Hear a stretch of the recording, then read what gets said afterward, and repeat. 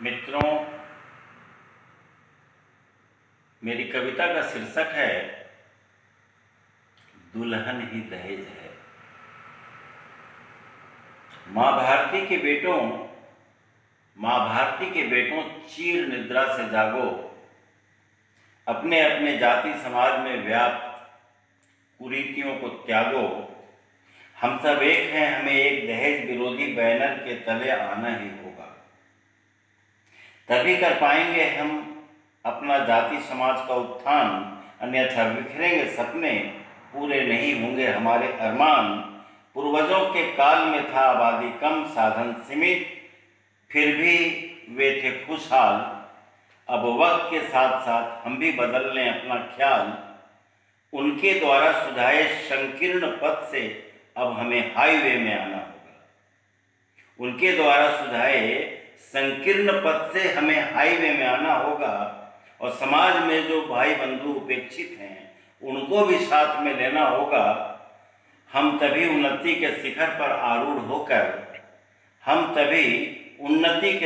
पर आरूढ़ होकर अपनी पहचान पताका फहरा पाएंगे। नहीं तो आज समाज जिस तरह से कुरीतियों का शिकार होकर रह गया है, आगे चलकर हम किसी काम के नहीं रह जाएंगे। इधर दहेज के बोझ तले दबी कुचली कितनी उदास बैठी हैं कुंवारी कन्याएं बनकर फूल पलाश। इधर दहेज के बोझ तले दबी कुचली कितनी उदास बैठी हैं कुंवारी कन्याएं बनकर फूल पलाश। और कितने भाग्यहीन पिता बेटियों के हाथ पीले न कर पाने के गम में खुद हो गए उदास, और कितनों ने घर बार गिरवी रख कर किया कन्यादान, पर भाग्य विधाता को नहीं आया रास। दहेज लोलुपों ने नववधू को बांधा और माचिस की तिल्ली जलाई उसकी ननद या सास। तो श्रोतागण सबक लें, हो जाएं होशियार। दानवी दहेज का एकजुट होकर करें बहिष्कार। न दहेज दें न लें, यही संकल्प लें तो रहेंगे सुखी। नहीं मिलेगा वर पक्ष के द्वार में तिरस्कार, और दुल्हन ही दहेज है ऐसा जब आएगा हम सबों के मन में सुविचार। दुल्हन ही दहेज है ऐसा जब आएगा हमारे मन में सुविचार, तो हमारी अवनति नहीं होगी, खुल जाएगी उन्नति का मुख्य द्वार। तो श्रोता वृंद सोचो और बतलाओ मुझे आज बेटा और बेटियों में अंतर।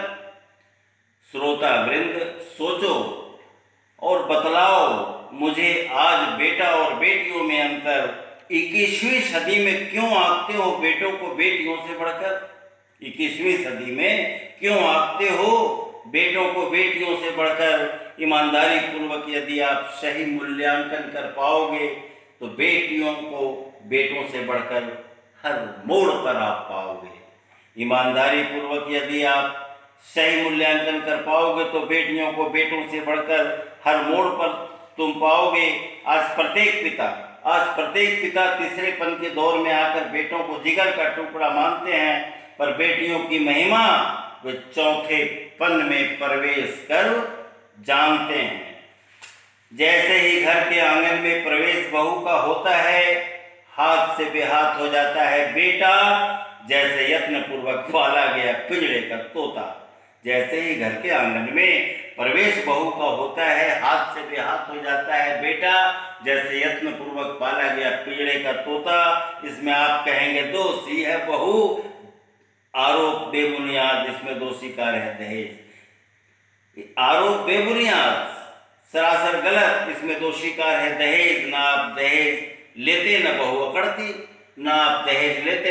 अकड़ती, रखती आपकी घर को सहेज। तो जो भी बंधु दहेज रहित पुत्र वधू निज घर में लाएंगे, निसंदेह सुखी रहेंगे, आनंद उत्सव मनाएंगे। निसंदेह सुखी